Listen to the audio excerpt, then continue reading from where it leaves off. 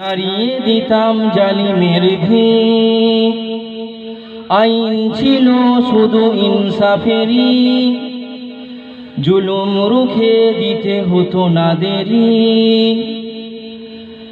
আমাদের সে অতীত হারিয়ে গেছে,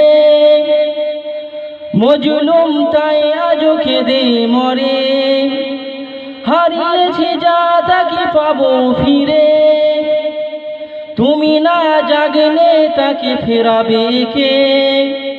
ইয়া শাবাব ইস্তাইকিজ, ইয়া শাবাব ইস্তাইকিজ, হে যুবক জেগে ওঠো, হে যুবক জেগে ওঠো। আল্লাহুম্মা সাল্লি আলা।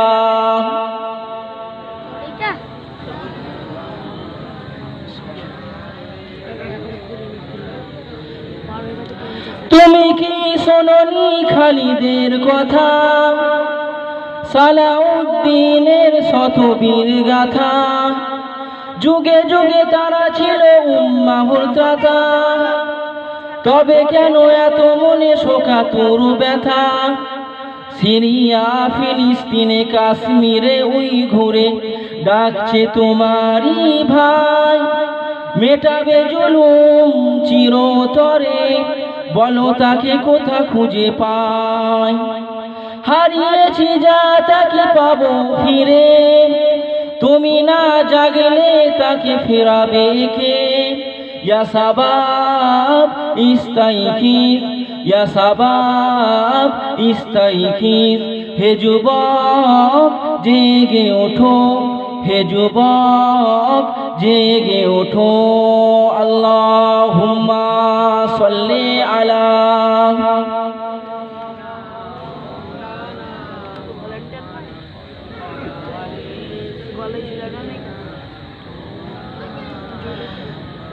তুমি আজ মজে আছো ভোগ বিলাসে, ওদিকে তোমার বোন কাঁপে ত্রাসে। যাকে কবু দেখিনি শুরু জালোকে, সে বললাঞ্ছিত বারে বারে। ভারতে ফিলিস্তিনে সিরিয়া আরাকানে ডাকছে তোমারই বোন, মেটাবে জুলুম চিরতরে, বলো কবে নেবে এই পণ? ভাই হয়ে যদি না দাঁড়াও পাশে, তবে কি আর বলো বিজয় আসে? হারিয়েছি যা তাকে পাবো ফিরে, তুমি না জাগলে তাকে ফেরাবে কে? ইয়া শাবাব ইস্তাইকিজ, ইয়া শাবাব ইস্তাইকিজ, হে যুবক জেগে ওঠো, হে যুবক জেগে ওঠো। আল্লাহুম্মা সাল্লি আলা।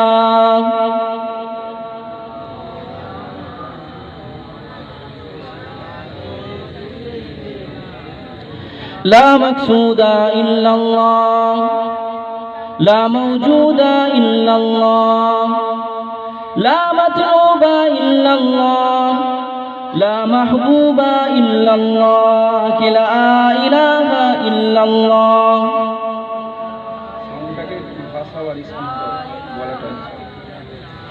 লা ইলাহা ইল্লাল্লাহ मुहम्मदुर रसूलुल्लाह, तौहीद का डंका आलम में बजवा दिया कमली वाली ने। पी पी के प्याले कौसर के, लौटेंगे मजाजी भरो भरो के। इन्ना अतैना कल कौसर, फरमा दिया कमली वाले ने। ला इलाहा इल्लल्लाह, ला इलाहा इल्लल्लाह, ला इलाहा इल्लल्लाह मुहम्मदुर रसूलुल्लाह। अल्लाहुम्मा सल्ली अला।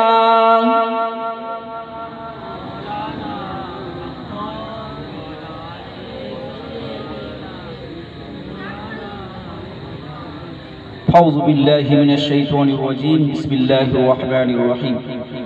وإنك لعلى خلق عظيم. وقال رسول الله صلى الله عليه وسلم أتدرون ما يكسر ما يدخل الناس الجنة وتقوى الله وحسن الخلق أو كما قال النبي صلى الله عليه وسلم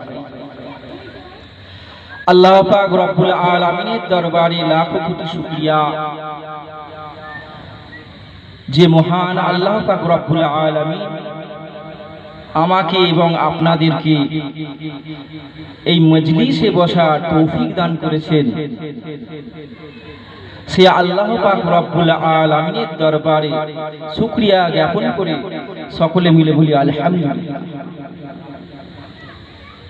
সাথে সাথে সেই নবীর শানে দরুদ ও সালাম। আমরা যা কিছু পেয়েছি সমস্ত কিছু সেই নবী পাক সাল্লাল্লাহু আলাইহি ওয়াসাল্লামের ওসিলায় পেয়েছি। দুনিয়া থেকে আমরা আসতে পেরেছি, এটা আমার নবীর ওসিলা, নবীর সদকা। সকলে বলুন না সুবহানাল্লাহ। নবী পাক সাল্লাল্লাহু আলাইহি ওয়াসাল্লাম যদি দুনিয়াতে না আসতেন আমরাও আসতাম না।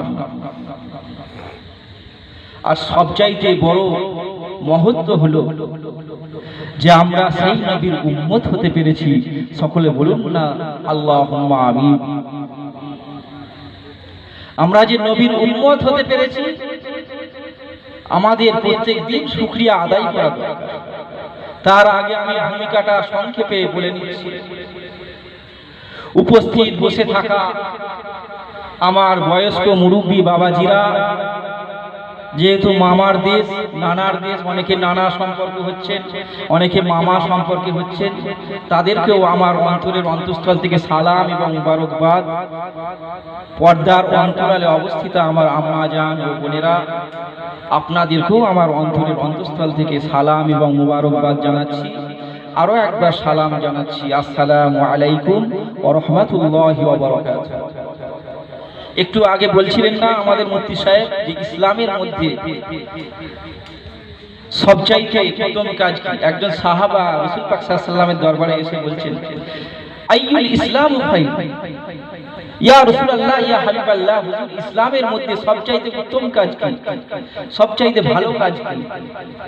রাসূল পাক সাল্লাল্লাহু আলাইহি ওয়াসাল্লাম বললেন, ক্বালা তুতিউত তুআম ওয়া তাকরিউস সালাম আলা মান আরাফতা ওয়া মান লাম তা'রিফ। বুখারী শরীফের হাদিস।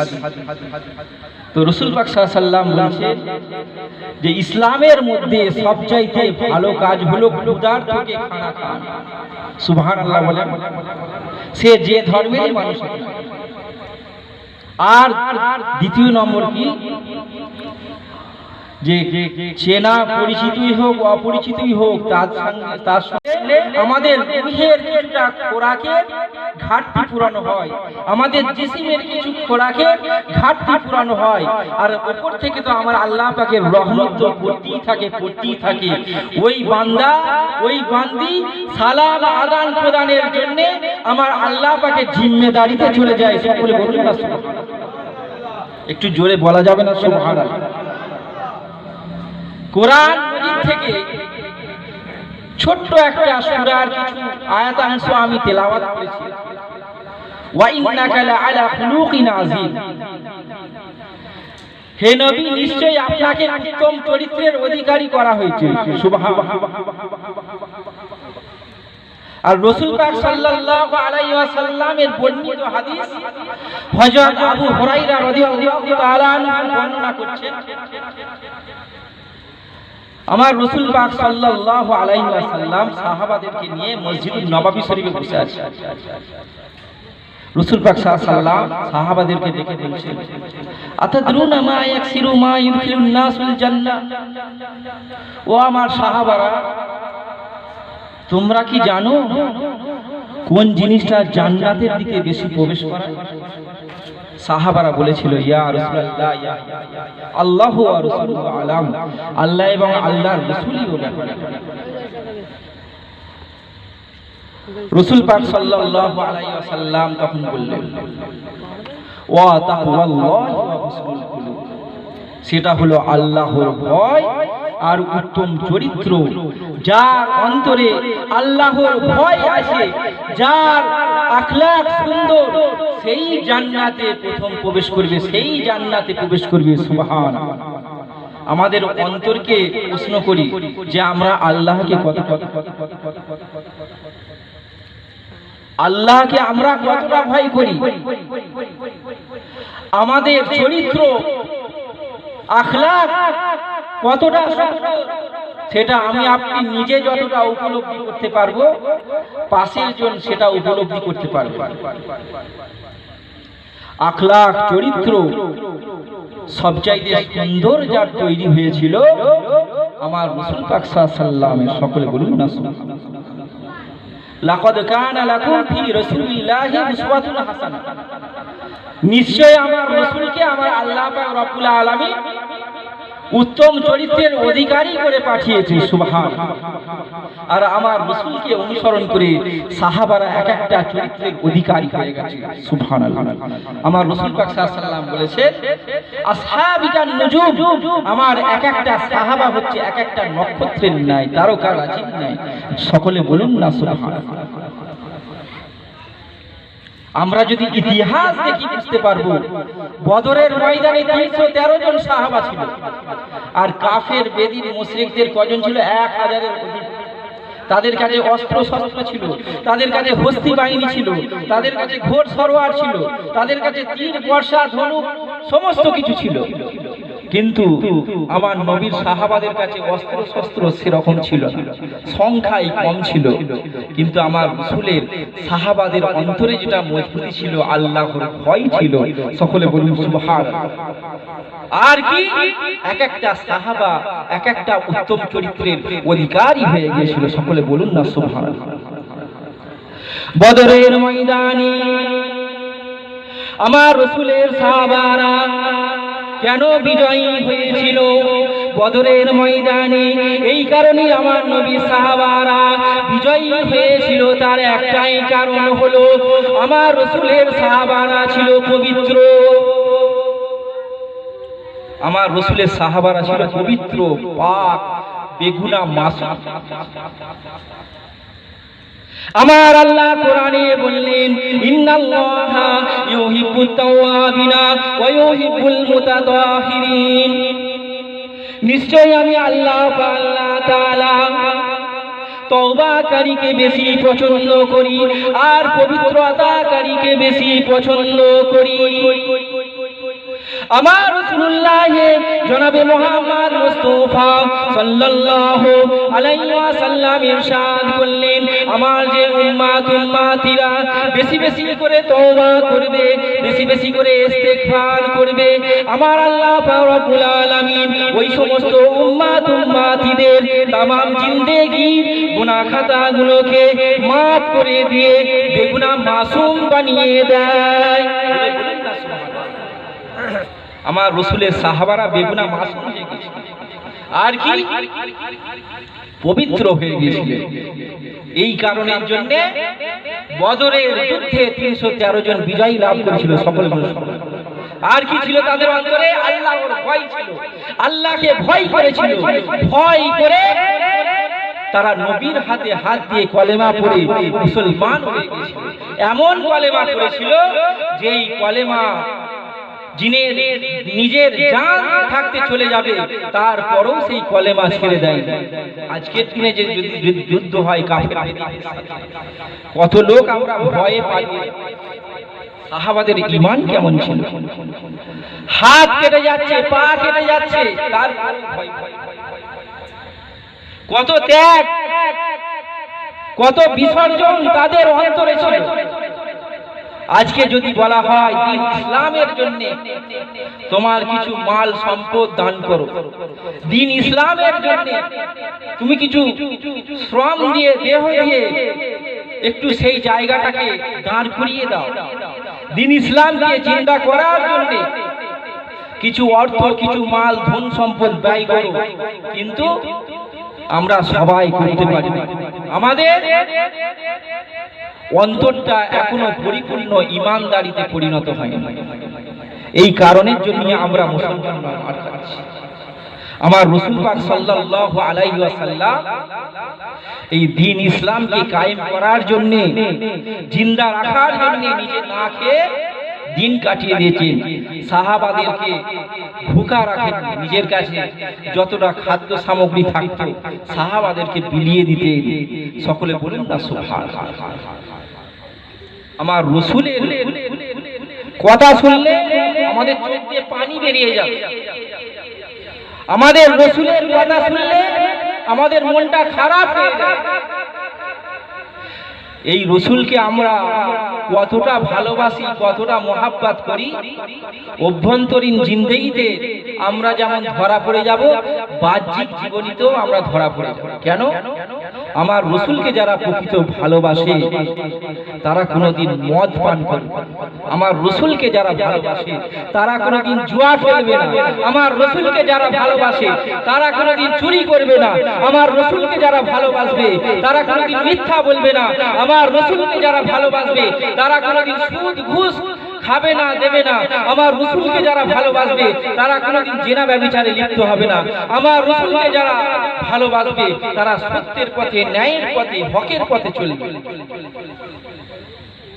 আমরা মুখে আল্লাহ রাসূলকে ভালোবাসি, আমাদেরকে কেমন রাসূলকে ভালোবাসতে হবে, নবীকে কেমন ভালোবাসতে হবে, সাহাবারা যেভাবে আমার নবীকে ভালোবেসেছিলেন, আমার রাসূলকে কেমন ভালোবাসতে হবে, তাবিঈন, তাবিঈনরা যেভাবে ভালোবেসেছিলেন, আমার রাসূলকে কেমন ভালোবাসতে হবে, আল্লাহ ওলি বান্দারা যেভাবে আমার রাসূলকে ভালোবেসেছিলেন। আজকে আমাদের কলবে ঈমান নেই, কোথায় কলবে ঈমানের নূর আছে নাকি? আমাদের সব শেষ হয়ে গেছে। এই যে মুফতি সাহেব আমার আগে বলছিলেন না, মাদ্রাসা অনেক হচ্ছে, মানে মসজিদ অনেক হচ্ছে, মৌলানা অনেক তৈরি হচ্ছে, হাফেজ অনেক তৈরি হচ্ছে, এরপরেও কেন মানুষ পরিবর্তন হচ্ছে? আমি যেটা আমার ক্ষুদ্র ব্রেনে আমি কিছু কিছু জিনিস মানে গবেষণা করি, আমার ক্ষুদ্র ব্রেনে আল্লাহ পাক রব্বুল আলামিন আমাকে যতটা ব্রেন বুদ্ধি দিয়েছে, কি সেটা হচ্ছে বর্তমানে এত আলেম, হাফেজ, মাওলানা, মুফতি হচ্ছে, তারপরও মানুষ গোমরা হয়ে যাচ্ছে। তার প্রধান কারণ, সংক্ষিপ্ত সার করে এটা বলছি, আমার মূল বিষয় কিন্তু এটা না, যেহেতু প্রসঙ্গ বেরোলো তাই বলছি। এটা বলে যায় আপনাদের কাছে, আসবো কিনা জানি না, আল্লাহ যেহেতু তৌফিক দিয়েছেন বলি, এটা বলা দরকার। সব জায়গাতেই আমি কোন জায়গায় আমাদের অভাব হচ্ছে। আজকে এত হাফেজ, আলেম, মাওলানা, মুফতি হওয়ার পরও আমলের তাসির হচ্ছে না, ঈমানের তাসির হচ্ছে না। এর মূল কারণ কি জানেন? সবচাইতে মূল কারণ হলো যাকাত, ফিতরা, সাদকা। সেটা আবার কি রকম কথা? একটাও বড় বড় আলেম, মাওলানা, মুফতি তারাও ভুল কাজ করছে। কি রকম ভুল কাজ বললে একটু বোঝাতে পারবো? এই যে মাদ্রাসাগুলো যে তৈরি হচ্ছে, মাদ্রাসাগুলো কি দিচ্ছে? যাকাতের টাকা দিচ্ছে, সদকার টাকা দিচ্ছে, ফিতরার টাকা দিচ্ছে। আর আমরা মুখে বলছি মাদ্রাসা হলো নবীর ঘর। আচ্ছা, একটা হাদিস দেখাতে পারবেন আমার নবী পাক সাল্লাল্লাহু আলাইহি ওয়াসাল্লাম এক লোকমা পরিমাণ যাকাতের টাকা খেয়েছেন, সদকার টাকা খেয়েছেন, ফিতরার টাকা খেয়েছেন? যে মাদ্রাসাকে আমরা বলছি নবীর ঘর, সেই মাদ্রাসাতে আমরা কি দিচ্ছি? যাকাত। আস্তাগফিরুল্লাহ, সদকা দিচ্ছি, আস্তাগফিরুল্লাহ। ফিতরা লজ্জার বিষয় আমাদের, এটা আমাদের লজ্জার বিষয় যে মাদ্রাসায় যাকাতের টাকা দিতে হচ্ছে, সদকার টাকা দিতে হচ্ছে, ফিতরার টাকা দিতে হচ্ছে। আর সেই যাকাতের টাকা খেয়ে, সেই সদকার টাকা খেয়ে, সেই ফিতরার টাকা খেয়ে সেই আলেমের কলবে ঈমানের নূর ঢুকবে। দাদা হুজুর পীর কেবলা রহমাতুল্লাহ আলাইহি যেখানে পড়াশোনা করেছিলেন, যে মাদ্রাসায়, বড় হুজুর পীর কেবলা রহমাতুল্লাহ আলাইহি যে মাদ্রাসায় পড়াশোনা করেছিলেন, তারা কি যাকাতের টাকা খেয়ে পড়াশোনা করেছে, ইলম অর্জন করেছে? এবার অনেকে এবার প্রশ্ন করে ফেলতে পারে যে যাকাতের টাকা মাদ্রাসায় দেবো না, কোথায় দেবো? না, একটাও হাদিস দেখাতে পারবেন না। চ্যালেঞ্জ বলছি, it is my only challenge. আমাদেরকে শিক্ষা অর্জন করতে হবে, আমাদেরকে ইসলামকে পরিপূর্ণভাবে জানতে হবে। Education is a backbone of human life. শিক্ষা হচ্ছে মানব জাতির মেরুদণ্ড।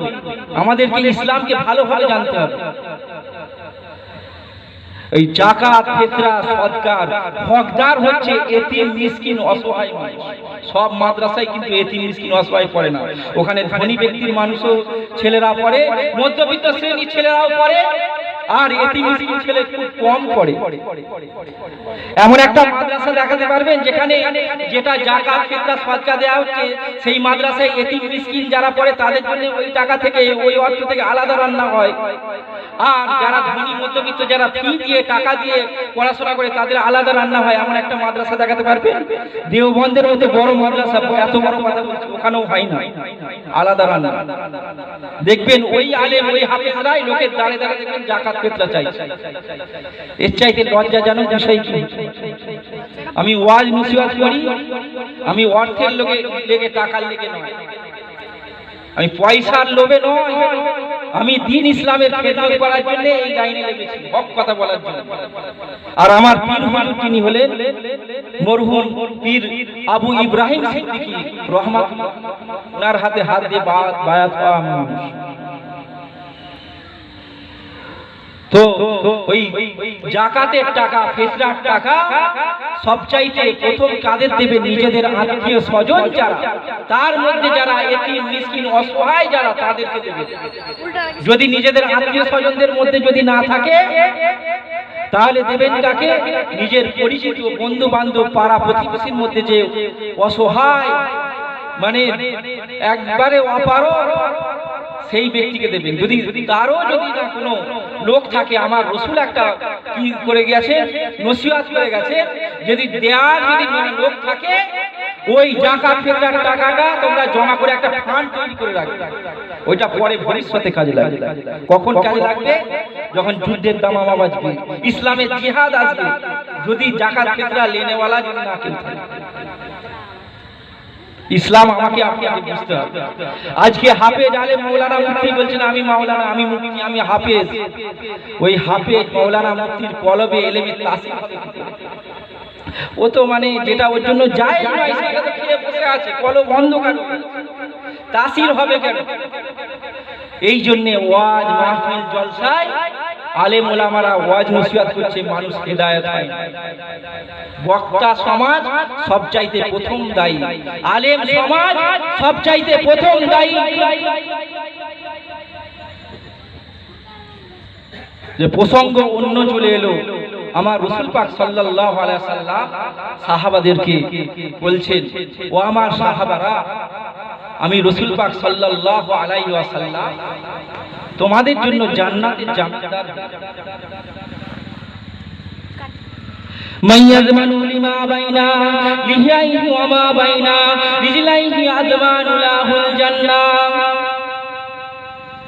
নবী পাকের সাহাবা হযরত সাদ ইবনে সাদ রাদিয়াল্লাহু তাআলা আনহু বর্ণনা করছেন, আমার রাসূল পাক সাল্লাল্লাহু আলাইহি ওয়াসাল্লাম ইরশাদ করেছেন,